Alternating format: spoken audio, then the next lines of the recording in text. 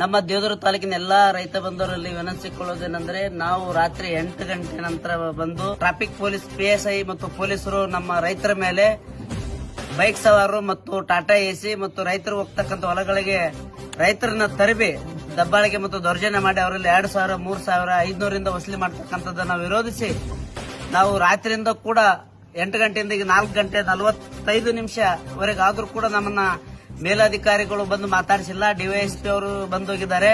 SP ಸಾಹೇಬರು ಬರೋವರೆಗೂ ನಾವು ಯಾವುದೇ ಕಾರಣಕ್ಕೆ ಎದ್ದಾಳಲ್ಲ ಅಂತ ಹೇಳಿದ್ವಿ. ಈವರೆಗೂ ಕೂಡ SP ಸಾಹೇಬರು ಬಂದಿಲ್ಲ.